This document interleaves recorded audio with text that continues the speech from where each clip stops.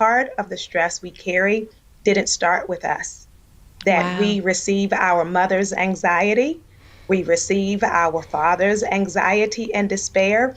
So that intergenerational piece, you think about how does it get passed down? So one way it gets passed down is in the body.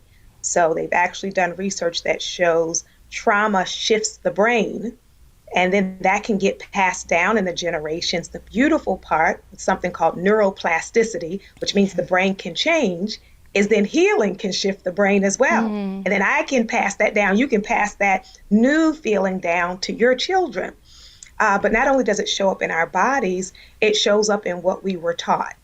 And so when you had parents and grandparents, like, within our heritage that had to be in survival mode, then we received messages like always stay ready, never let people see you weak, Yeah. always basically have that mask on, always be blessed and highly favored, never show the brokenness.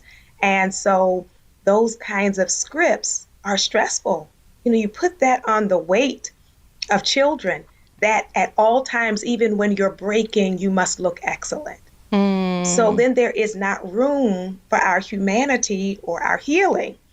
So we notice it being passed down also by how we saw our families navigate the world. How did Yeah. they handle stress?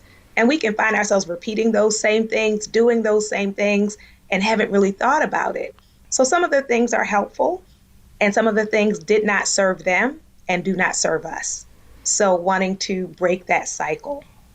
And then you name our own trauma, right, as well, of what has happened in our lives. And one of the myths is that time heals wounds. And that's a lie. Time by itself is not going to shift you. Wow. Even if it was when you were 5 years old, 8 years old, and some people think it was so long ago, why does it still bother me?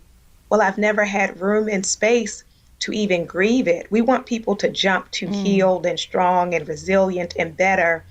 And I heard one minister in a chaplaincy course, he said, every church now has a praise team, but what we need is a lamentation team. Mm.